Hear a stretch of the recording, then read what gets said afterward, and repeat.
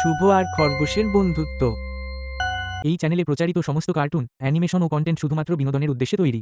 এখানে প্রদর্শিত চরিত্র, গল্প ও ঘটনা সম্পূর্ণ কাল্পনিক। বাস্তব জীবনের সঙ্গে কোনো মিল পাওয়া গেলে তা নিতান্তই কাকতালীয়।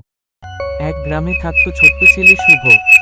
তার বয়স মাত্র ৮ বছর, কিন্তু তার দুঃসাহসী মনোভাব আর প্রাণীদের প্রতি ভালোবাসা ছিল সীমাহীন। একদিন বিকেলে শুভ যখন গ্রামের পাশের জঙ্গলে খেলতে গিয়েছিল, তখন সে হঠাৎ একটা ছোট্ট খরগোশ দেখতে পেল।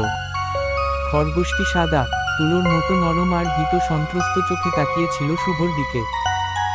শুভ ধীরে ধীরে এগিয়ে গেল, যেন খরগোশটি ভয় না পায়।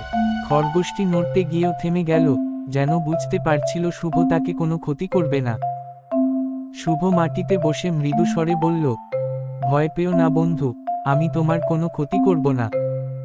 কিছুক্ষণ চুপচাপ তাকিয়ে থাকার পর খরগোশটি আস্তে আস্তে শুভর কাছে এলো। শুভ নিজের ব্যাগ থেকে এক টুকরো গাজর বের করে খরগোশের দিকে বাড়িয়ে দিল। খরগোশটি খুশি মনে গাজর খেতে লাগলো, আর শুভ হাসতে হাসতে বলল, তোমার নাম দেব তুলি। সেদিন থেকেই শুরু হলো শুভ আর তুলির দারুণ বন্ধুত্ব। প্রতিদিন স্কুল থেকে ফিরে শুভ জঙ্গলে যেত, আর তুলি লাফাতে লাফাতে এসে তাকে স্বাগত জানাতো। তারা একসাথে দৌড়াদৌড়ি করত, লুকোচুরি খেলত, এমনকি শুভ তুলির জন্য গাছের ডালে দোলনা বানিয়েছিল। একদিন হঠাৎ করেই গ্রামের লোকেরা শুনতে পেল, জঙ্গলে একদল চোর ঢুকেছে, যারা খরগোশ শিকার করছে। শুভ ভয় পেয়ে গেল, সে ভাবতে লাগলো তুলির কি হবে। সে দ্রুত জঙ্গলে ছুটে গেল, কিন্তু তুলিকে কোথাও খুঁজে পেল না। সে বারবার ডাকল, তুলি, তুলি, তুমি কোথায়? কোথায় তুমি? হঠাৎ সে শুনতে পেল পাতার খসখস শব্দ। একটু দূরে গিয়ে দেখল, তুলিকে একটা খাঁচার মধ্যে আটকে রেখেছে চোরেরা। শুভ কোনো চিন্তা না করেই সাহস করে লুকিয়ে গিয়ে ধীরে ধীরে খাঁচার দরজা খুলে দিল। খাঁচা খুলতেই তুলি দ্রুত লাফিয়ে বেরিয়ে এসে শুভর কোলে ঝাঁপ দিল।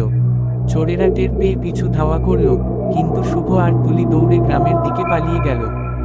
গ্রামে পৌঁছে শুভ সব কিছু বলল, আর গ্রামের লোকজন পুলিশ ডাকল। চোরদের ধরা হলো, আর জঙ্গল নিরাপদ হয়ে গেল। এরপর থেকে শুভ আর তুলি আরও ভালো বন্ধু হয়ে গেল। শুভ বুঝতে পারল, সত্যিকারের বন্ধুত্ব মানে বিপদের সময় পাশে থাকা আর একে অপরকে সাহায্য করা।